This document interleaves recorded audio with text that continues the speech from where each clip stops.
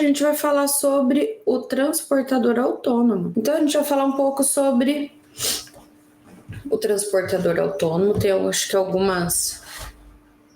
Deixa eu só ver aqui, olha. Antes de chegar no transportador autônomo, a gente vai ver aqui a remuneração do estagiário.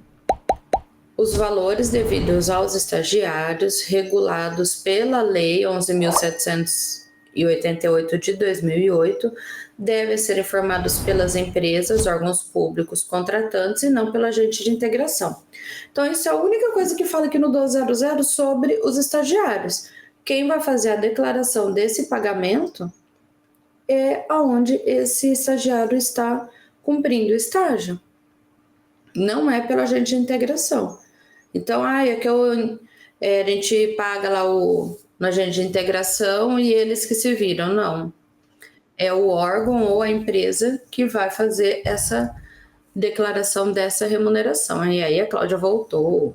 A gente passou a rasteira, ela me alcançou. Teve jeito Então, não. bora. E aqui a declaração da remuneração devida ao trabalhador, da contratação do serviço de transporte de trabalhador autônomo. Vamos lá. Pessoal, esse é um assunto tão delicado, porque um monte de gente contrata, ninguém faz essa retenção do SESC e SENAT. Então, quando você contrata um transportador autônomo de carga ou de pessoal, e tem muita empresa que contrata, tem muita órgão público, e aí eu vou falar dos órgãos públicos porque em empresa privada, essa dinâmica está mais certinha por conta até do tipo de sistema. Mas em órgão público, eles tomam um certo pau disso daqui, tá? Então, se você trabalha e tem a contratação de transportador autônomo para o transporte, principalmente de crianças, tem que ficar atento a isso daqui. A declaração da remuneração devida na contratação do serviço de transporte de transportador autônomo, quando ele não é um MEI. Se ele for um MEI, ele é uma empresa. Agora, se ele está lá com o CPF, dando aquela nota, ou RPA com CPF, mas é uma nota fiscal. Qual que é a identificação? CPF. Cai nessa regra aqui.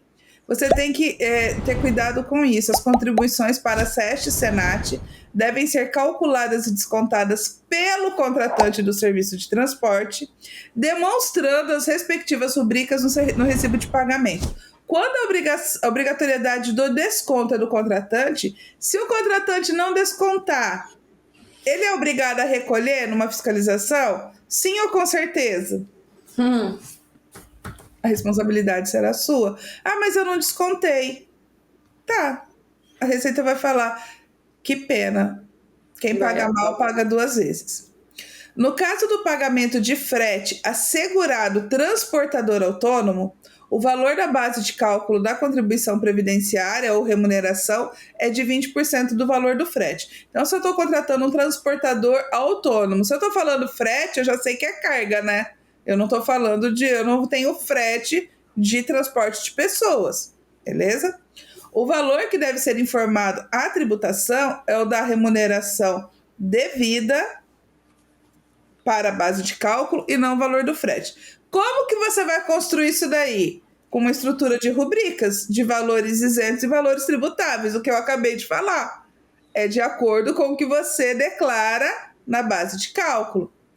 Para evitar divergência na apuração da contribuição social previdenciária, o declarante deve calcular a base, 20% do frete, truncando o valor na casa decimal. Então, você vai ter que ter para informar isso daqui. Uma base de cálculo de 20% que vai ter a incidência do INSS, o restante da remuneração como 80% sem a incidência do INSS, certo? Para você poder compor o quê? O valor do recibo de pagamento. Então, já vai construindo na tua cabeça a estrutura de rubricas. Este evento deve... Ali já é outro assunto, daqui terminou o transportador autônomo. Certo. Então, para pagar o transportador autônomo, você tem que ter todo esse cuidado, e do transportador autônomo de transporte de pessoas a 40% a base de cálculo. Tá? 20% para o frete, para cargas, 40% para o transportador de pessoas, para o transporte autônomo.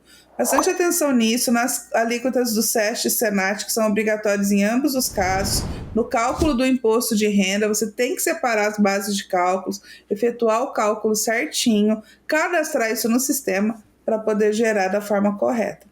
Ah, mas esse pessoal nunca está na folha, ele está lá na contabilidade. Então, a contabilidade tem que tirar essa estrutura para você colocar cá todos os pagamentos detalhados para informar. Ah, mas esse E-Social inventou isso. Desde quando? Que isso daí já tinha aqui na Cefip, que tem o código da pessoa lá.